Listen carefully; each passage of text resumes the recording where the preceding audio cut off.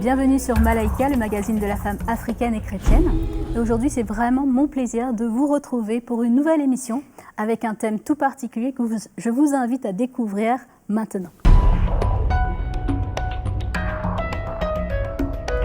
Donc voilà, vous le découvrez, le thème du jour, c'est « J'ai été maltraitée dans mon enfance ». Et nous avons pour ce faire un invité spécial qui nous donnera tout à l'heure son témoignage. Alors restez avec nous pour pouvoir entendre ce témoignage. Et avant tout, on va, comme toujours, contextualiser pour ce sujet avec Mama Audrey. Mama Audrey, un nouveau sujet pour oui. notre... un sujet délicat, mais en même temps passionnant, avec le témoignage que nous aurons aujourd'hui. Pour voir qu'il y a des solutions extraordinaires. Et surtout de savoir qu'est-ce qui s'est passé après. Exactement. Et bien sûr, Magali, est-ce qu'aujourd'hui on va avoir des définitions? Voilà, on aura un petit peu de contexte dans un sujet qui fait mal, mais en tout cas, on va savoir un peu ce qui se passe sur le continent à ce sujet. Exactement. Et aujourd'hui, Mama Audrey, nous avons, donc on disait tout à l'heure, un invité spécial que j'aimerais saluer. Donc c'est Yanis Gauthier. Yanis, merci beaucoup d'être avec nous. Écoutez, je suis vraiment heureux d'être avec vous. Merci pour votre invitation. Internet, c'est extraordinaire. On est à distance, on est à des milliers de kilomètres, mais on est connectés ensemble pour mettre en avant une chose, l'amour de Dieu. Amen. Et justement, on va voir la grandeur de cet amour de Dieu pour toi, que tu nous partageras dans un moment. Et avant d'aller un peu plus loin, nous allons passer, comme toujours, à la rubrique de Mag. Alors voilà Magali, notre point de contexte. Voilà, tout à fait. Donc on parle de maltraitance, évidemment, qui est un sujet qui fait mal au cœur, comme je l'ai exprimé tout à l'heure. Alors quelques chiffres un petit peu pour nous recentrer un petit peu sur le continent, puisque cette émission s'adresse à des gens qui se trouvent en Afrique. Eh bien, l'Organisation mondiale de la santé a une définition pour parler de maltraitance, Mama Audrey. Eh bien, ça désigne les violences et la négligence donc envers toute personne de moins de 18 ans. Donc elle s'étend de toutes les formes de mauvais traitements, qui soient physiques ou affectifs, et ça va aussi des sévices sexuels, de la négligence, le traitement négligent et même l'exploitation commerciale ou autre, entraînant un préjudice réel ou potentiel pour la santé de l'enfant, son développement ou sa dignité tout simplement, dans le contexte d'une relation de responsabilité, de confiance et de pouvoir. Alors, selon une récente étude qui a été aussi menée par l'OMS, eh bien, au cours de l'année passée, jusqu'à 1 milliard d'enfants, c'est énorme, 1 milliard d'enfants ont subi des violences physiques, psychologiques ou sexuelles dans le monde. Maman Audrey, un enfant sur 4 subit des violences physiques et près d'une fille sur 5 des violences sexuelles au moins une fois dans sa vie. Alors, c'est vrai que la question est particulièrement épineuse sur le continent africain parce qu'il y a certaines traditions, malheureusement, qui perdurent, malgré leurs effets délétères qui peuvent avoir, que ces pratiques peuvent avoir sur les enfants, sur la construction psychique et physique des enfants. Pourquoi je parle de ça ? Je parle un peu de ce contexte où les enfants ont pour habitude de recevoir des coups, des brûlures, ce qu'on appelle les casse-pompes. On tape avec la savate et puis cette savate se casse sur l'enfant, des abus sexuels, des violences psychologiques, la privation aussi de nourriture qui perdure. Ce sont des châtiments qui sont quotidiens et malheureusement qui sont banalisés. Et plus terrible encore, puisque ces violences sont dans la grande majorité des cas infligées par les proches de l'enfant, qu'on a déjà évoqué dans différentes émissions de Malaika, combien l'entourage de l'enfant était important, qui faisait partie de son éducation. C'est pas seulement les parents qui se permettent de maltraiter l'enfant, mais c'est aussi les membres de la famille, ça va aussi être les professeurs, ça peut être la tante, la grand-mère, etc. Donc la maltraitance reste encore trop souvent une pratique courante et communément admise pour éduquer les enfants, malheureusement. Et face à cette situation, les professionnels de l'enfance sur le continent se sentent bien souvent démunis, parce que pour eux, c'est tellement commun que même quand on avertit... C'est ancré dans la tradition, c'est entré dans les mœurs, donc du coup, personne ne réagit vraiment. Et ils sont tiraillés, donc ces personnes, entre les traditions, la culture, l'autorité des parents, et aussi la nécessité de répondre aux besoins vitaux de l'enfant. Alors les faits, quelques chiffres pour vous situer un petit peu, une femme sur 5 et un homme sur 13 disent avoir subi des violences sexuelles dans leur enfance. Et bien sûr, tous ces sévices, eh bien, il y a des conséquences après dans l'âge adulte. Évidemment, quelles sont ces conséquences? Eh bien, ça entraîne des souffrances pour les enfants et leurs familles, et ça peut avoir aussi des conséquences à long terme. Parce que dès lors que les enfants sont maltraités, une fois qu'ils sont devenus adultes, eh bien, ils sont davantage exposés à différents problèmes, des troubles comportementaux, physiques ou psychiques. Quand tu connais pas le Seigneur, après ça, je suis sûre que Yanis pourra nous le dire, que si on connaît pas le Seigneur, après pour se former, après avoir été maltraité, c'est un enfer. Voilà, c'est un enfer, c'est très difficile. Les conséquences que j'ai pu voir, eh bien, vous avez la dépression, vous avez le tabagisme exagéré, l'obésité, des comportements sexuels à risque, une grossesse non désirée pour les filles qui sont maltraitées sexuellement, et abusées, l'alcoolisme, la toxicomanie, et j'en passe, et des meilleurs. Donc vraiment, c'est un fléau et c'est bien qu'on puisse en parler aujourd'hui et que aussi le Seigneur peut intervenir pour une personne qui a subi ces maltraitances. Il y a une des conséquences aussi, c'est la répétition de la violence. C'est-à-dire que l'agressé devient agresseur. Exactement, ça aussi, c'est une des tout conséquences. à fait à noter, ouais. On voit, Mama Audrey, que le fléau est un petit peu partout. Là, on se focalise sur l'Afrique parce qu'on veut conscientiser nos frères et nos sœurs en Afrique, mais c'est peut-être un petit peu partout. Exactement. Oui, en plus que les chiffres que Magali avance sont des chiffres astronomiques, mais en même temps, on sait qu'ils révèlent tout juste, ils touchent le haut de l'iceberg, puisque dans ce cas, très peu de gens veulent se confier, très peu de gens reconnaissent qu'ils ont été victimes de ces situations, et surtout les hommes, les jeunes enfants et les hommes. Et ce qui est terrible, c'est que bien souvent, ces enfants vivent dans le déni. Pendant des années, ils sont tellement abusés qu'ils sont complètement, je dirais, comme anesthésiés. Ils vivent dans le déni. Et ce n'est que beaucoup plus tard, parfois à l'âge de 20 ans, 22 ans, mariés, que ces choses-là reviennent. Tout à fait. Et moi, je connais un cas, ça me vient à l'esprit maintenant même, d'une fille, justement, qui a été abusée quand elle était jeune. Et avait complètement enfoui cela dans son subconscient. Même pas elle, ça a été enfoui dans son subconscient. Et elle a repris conscience de ça vers les 30 ans. Et elle était mariée avec 2 enfants. Et quand elle a repris conscience, cela est venu emmener un bouleversement dans son couple extraordinaire. Elle ne pouvait plus avoir aucun rapprochement avec son mari. Elle était troublée, elle ne dormait plus, elle ne mangeait plus.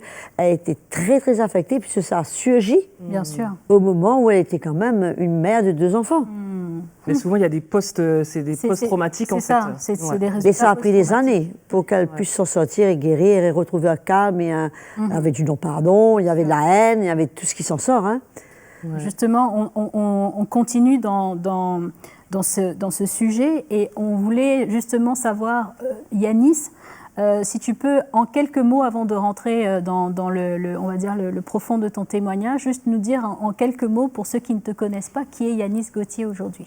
Yanis Gauthier, c'est un homme marié, avant cela un enfant de Dieu qui sert Dieu passionnément, marié, 6 enfants et voilà, en quelques mots, j'ai écrit quelques livres et puis je parcours un petit peu les églises du monde et puis surtout les prisons, les endroits les plus sales de la terre où nous avons le reflet de la société pour annoncer le merveilleux message de l'Évangile. Voilà en quelques lignes qui est Yanis Gauthier. Amen, amen. Et justement, on va voir ensemble ce parcours, comment tu en es arrivé là. Et ce qui est extraordinaire, c'est que Yanis, donc on parle aujourd'hui de maltraitance infantile, et tu as été malheureusement victime de cela. Est-ce que tu peux nous donner le contexte un petit peu de ce contexte familial un peu particulier où tu as grandi? Alors, le mot famille, il est très important parce que aujourd'hui, je sais ce que c'est une famille, ayant une famille, mais j'ai grandi dans une famille déstructurée puisque j'ai été abandonné par mon père et abandonné par ma mère. En fait, j'ai pas vécu avec eux. J'ai grandi avec une belle-mère qui me gardait simplement parce que on n'avait pas d'argent et je représentais une source financière, les allocations familiales. Mais la réalité, c'était une femme brisée et détruite qui aussi avait vécu des choses assez horribles dans son enfance. Notamment, elle a été abusée sexuellement par son père. Elle a retrouvé sa mère pendue dans le salon. Elle a été placée dans un foyer. Donc, il y a un cycle, il y a un lien. Et puis, malheureusement, je vais devenir, moi, son souffre-douleur. Et ça va être au travers de coups, de maltraitance psychique et physique qu'elle va faire mon éducation. Et en vous écoutant, notamment Maman Audrey, je ne sais pas si vous avez des enfants, mais il y a toute une dimension, à mon avis, qu'on prend avec l'expérience de vie. Je crois qu'il n'y a rien de plus destructeur pour un enfant de ne pas recevoir de l'amour d'une maman. D'une maman. On peut être abandonné par l'homme, on peut être maltraité par nos camarades à l'école, on peut vivre des choses extrêmement dures et difficiles du monde extérieur. Mais une mère, c'est une maman. C'est un repère, c'est un tout pour un enfant.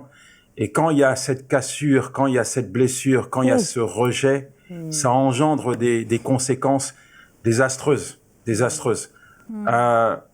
Je vais souvent en prison. D'ailleurs, j'ai eu l'occasion de parcourir un petit peu les prisons de l'île Maurice.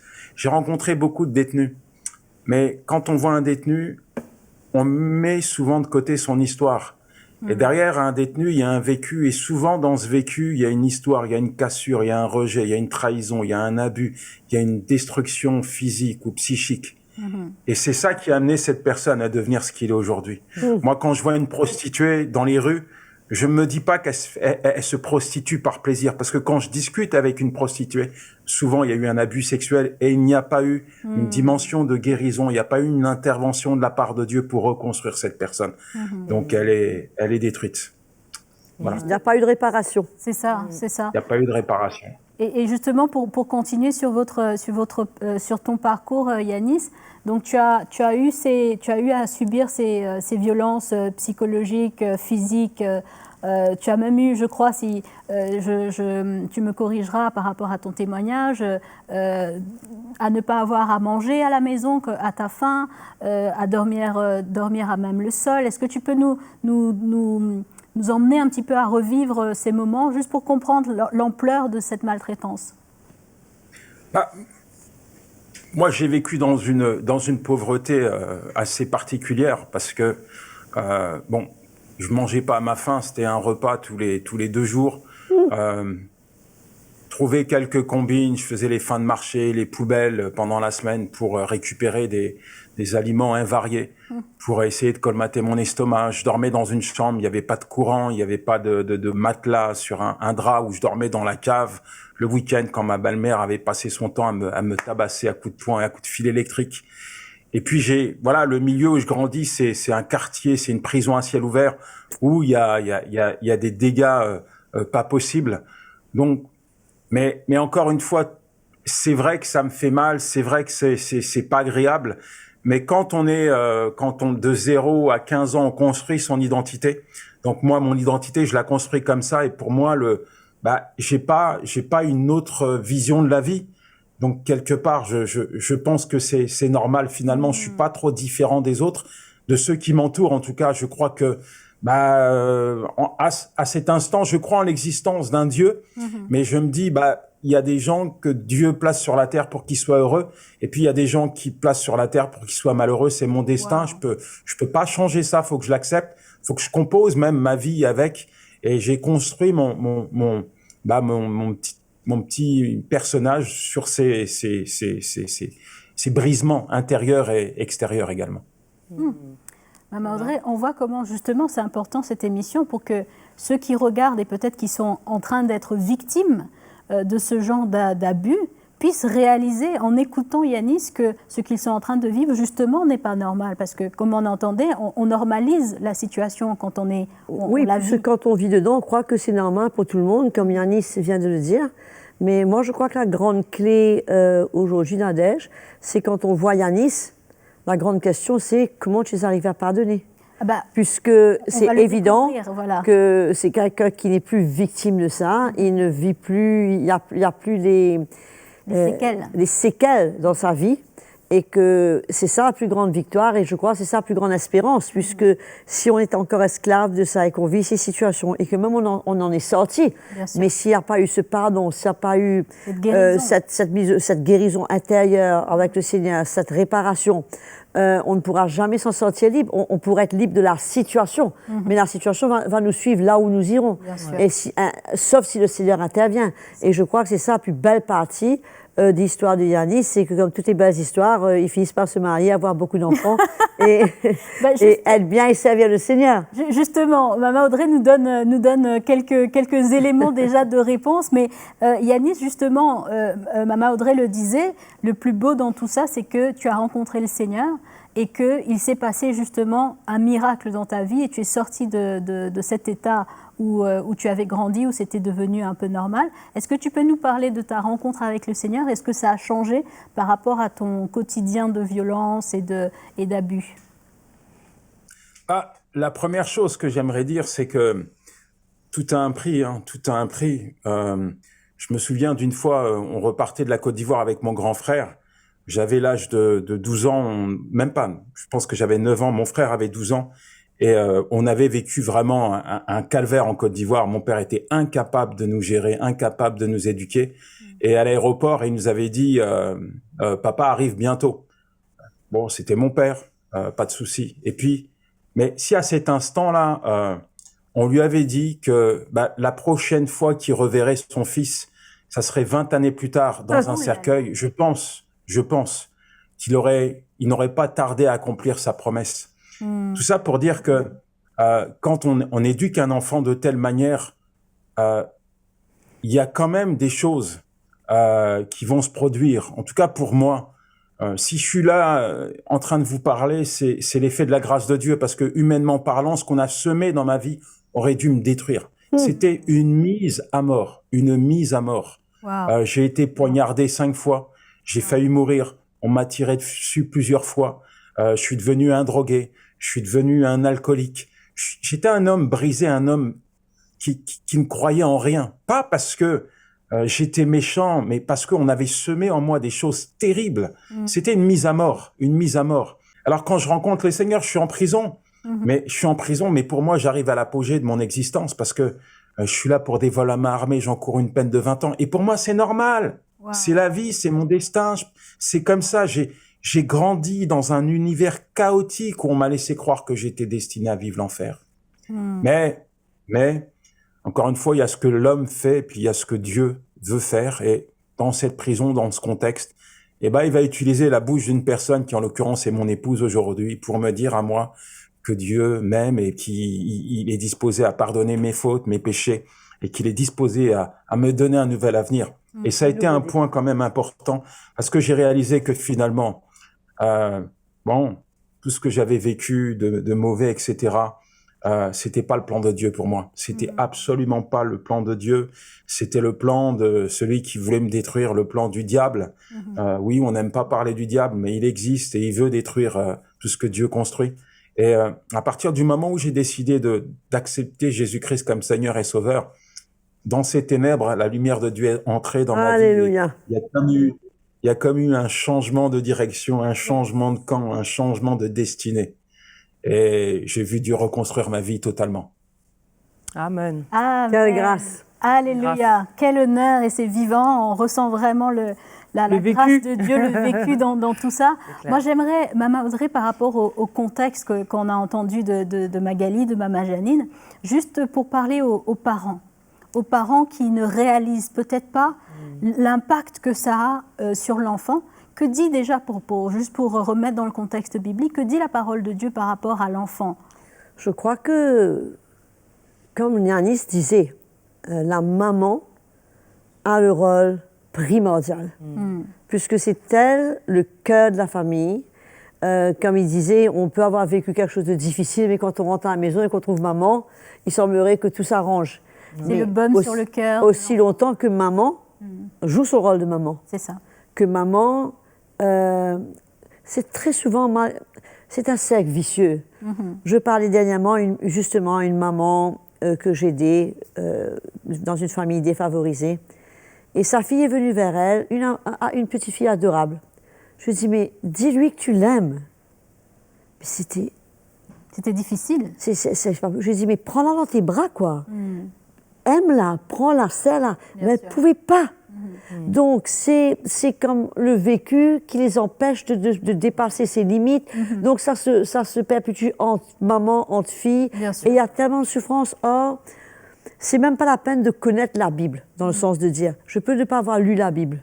Mais quand j'ai Jésus dans mon cœur et que j'ai donné ma vie à Jésus, je sais ce que Jésus s'attend de moi. C'est lui qui me change. C'est lui qui me parle, qui me dit, mais aime ta fille, aime ton enfant, pardonne. C'est lui qui m'enseigne toutes choses. Le Saint-Esprit m'enseigne toutes choses. Donc, je pense que s'il y a quoi que ce soit à dire dans cette situation, c'est qu'on ne peut que s'adresser aux chrétiens, principalement, puisque sans le Seigneur, c'est difficile de pardonner.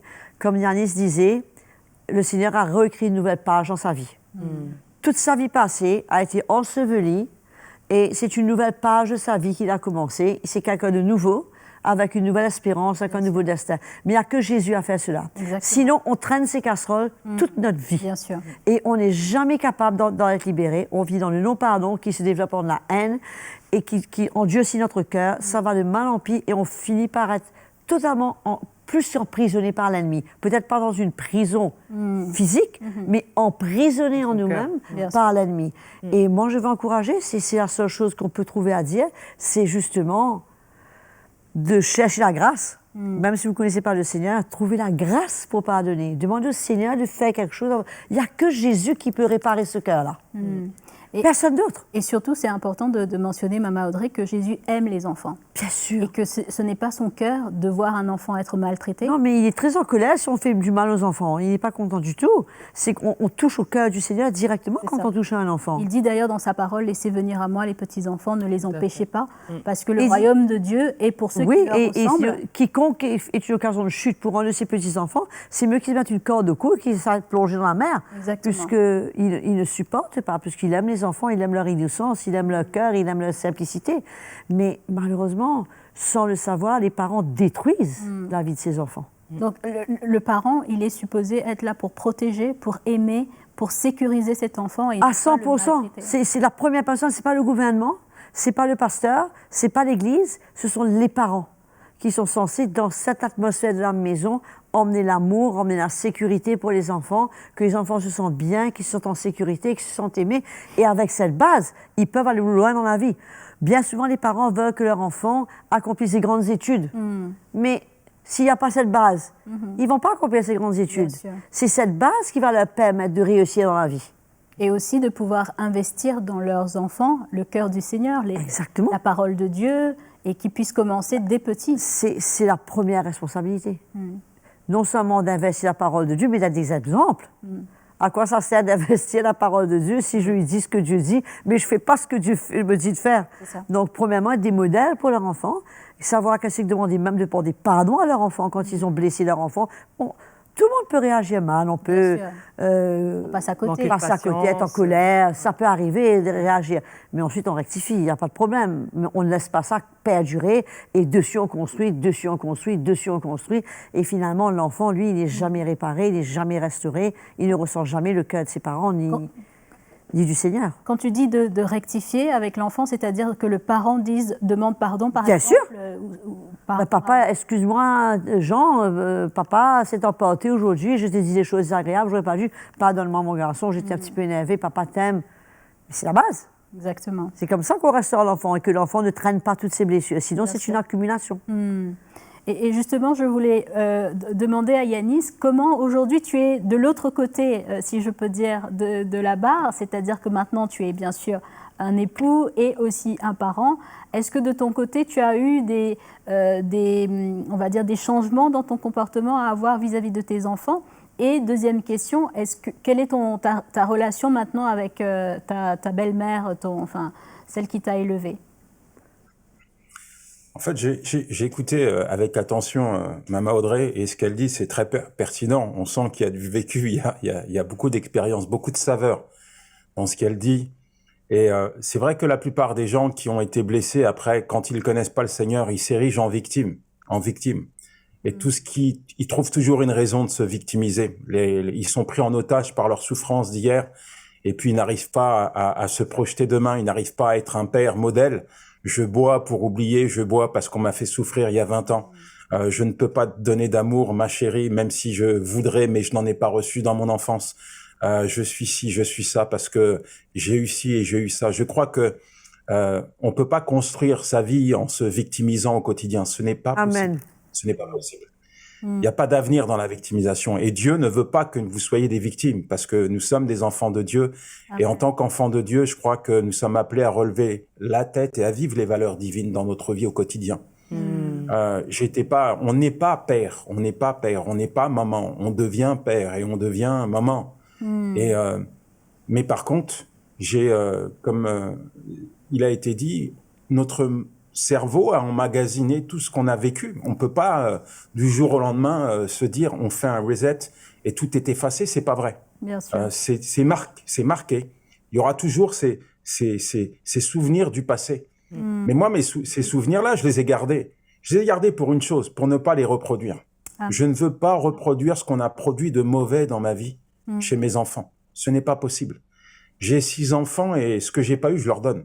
Je leur donne et je me suis mis un point d'honneur à ne pas répéter, à ne pas semer ce que on a semé de mauvais dans mon cœur. Amen. Ça, c'est la première des choses. Donc, bon, j'espère en tout cas que mes enfants apprécieront le rôle de papa que j'ai envers eux. Bien sûr. Et en ce qui concerne les relations, je pense on pourrait faire toute une émission sur la dimension du pardon. Le temps est court. Bien sûr, bien sûr. Mais il y a une chose qui est importante, on ne doit pas être égoïste, mais devant Dieu, on ne peut pas être épanoui, on ne peut pas aider les gens si nous-mêmes on est blessés. C'est pas possible. On ne peut pas être une source d'encouragement, un instrument entre les mains de Dieu, partager son amour à ceux qui ne le connaissent pas si nous-mêmes on est dans l'amertume et dans le ressentiment, et c'est pas possible. Amen. Maintenant, on peut toujours se dire, j'ai toutes les raisons de ne pas pardonner. Mais on peut aussi se dire, Jésus à la croix m'a montré toutes les raisons de pardonner. Amen. Moi, j'ai choisi de me dire, quand Jésus m'a pardonné, je n'étais pas bon, j'étais le pire des pécheurs, et pourtant il m'a manifesté son amour. Et il m'amène également à témoigner de l'amour à ceux qui ne le connaissent pas. Et je veux être cet instrument entre ses mains. Je pense que ça a été une bonne décision. Pourquoi? Je termine là-dessus. J'ai enterré mon père, j'ai enterré ma belle-mère, j'ai enterré ma mère. Wow. Aucune de ces 3 personnes ne m'a dit je t'aime. Ma mère ne m'a jamais pris dans ses bras, ne m'a jamais fait un câlin. J'ai jamais fait une partie de football avec mon père. J'ai vu qu'une seule fois mes parents ensemble. Mais il y a quelque chose quand même qui est dans mon cœur, c'est que quand je les ai enterrés, non seulement je les avais pardonnés, non seulement j'avais été vers eux, je leur avais donné l'opportunité d'être peut-être un grand-père ou une grand-mère. Wow. En tout cas, j'avais pas été un obstacle entre eux et mes enfants et entre la relation que je voulais entretenir et avec eux. Et je me suis mis vraiment dans cette dimension où je tourne la page. Je ne peux pas reconstruire une relation avec mon père, avec ma mère, avec ma belle-mère sur les séquelles, sur les cendres de mon passé. Je leur ai ouvert la porte. Certes, le cordon ombilical n'était pas là, il avait été rompu depuis bien des années. Mais en tout cas, voilà, on a entretenu des relations et quand ils ont été mis en terre, mon père, avant de mourir, eh bien, le fait que justement il y a eu cette dimension de pardon, eh ben, ça lui a permis à lui de confier sa vie à Jésus-Christ. Alléluia. Ça, c'est pas rien quand même. J'étais fier de ça. Et puis, ma mère, ça a été son choix de vie. Ma belle-mère, ça a été son choix de vie. Même si j'étais pas d'accord, j'ai respecté ça. Et puis, on est parti elles sont parties en bons termes. Et voilà. Incroyable. Incroyable. Magnifique témoignage. Gloire au Seigneur. Belle fin, extraordinaire. Voilà. Il faudra recommencer, Yannis, c'est pas assez là. Voilà, exactement. Il faudra faire une deuxième émission. Oui, c'est le pardon cette fois. Voilà, parce que vraiment, il y a de quoi dire et c'est tellement riche. Et Maman Audrey, malheureusement, le temps nous est compté comme toujours. Et on va juste, pour clôturer, un dernier mot pour ceux qui sont peut-être actuellement victimes d'abus dans leur maison. Écoutez, la seule chose que je puisse dire, j'ai pas été victime de ça moi-même, donc c'est très difficile pour moi de donner des conseils. Je ne parle pas d'un vécu, mais la seule chose que je peux dire, c'est que le Seigneur voit toutes choses. Il entend nos cris et il peut et il veut intervenir. Donc moi, je pense que dans peu importe la situation où vous êtes, les hommes peuvent vous aider, mais la personne qui vous aidera le plus, c'est Jésus. Dieu entend. Exactement. Quand on crie vers lui, la Bible dit sa main n'est pas trop courte, ni son oreille trop dure. Amen. Et moi, je viens dire, c'est ça la plus grande solution qu'on peut avoir. Il est fidèle, il répondra, il est compatissant, il est là, il ressent tout ce que vous ressentez, il a souffert quand vous avez souffert, et il est là pour pouvoir faire quelque chose. Et tournez-vous vers lui. La réponse n'est peut-être pas tout de suite, mais tournez-vous vers lui et gardez votre espérance dans Jésus. Amen, amen. Merci beaucoup en tout cas, Mama Audrey. Et bien sûr, Yanis, merci beaucoup pour ton témoignage et ta participation sur l'émission. Merci à vous de m'avoir invité. C'était court, mais c'était excellent et je crois que Dieu a parlé. Il suffit d'un mot, Seigneur, pour changer un cœur et bouleverser une vie. Exactement. À très bientôt, Amen. Yanis. À très bientôt. J'espère. Bien sûr. Bientôt. Merci beaucoup à Magali et merci à tous ceux qui revoir. nous ont suivis. Et bien sûr, on l'a entendu, quand le malheureux crie, l'Éternel répond Entend. toujours. Et il entend, il entend. Donc, si vous voulez nous écrire aussi, n'hésitez pas. Amen. Envoyez-nous vos petits messages. Vous pouvez nous retrouver sur Facebook, sur Instagram et bien sûr sur WhatsApp. Vous avez nos coordonnées. N'hésitez pas à nous contacter. Si vous avez besoin d'aide, vous avez besoin d'écoute aussi, nous sommes là pour vous. Alors n'hésitez pas et nous vous disons à très très bientôt pour un autre programme.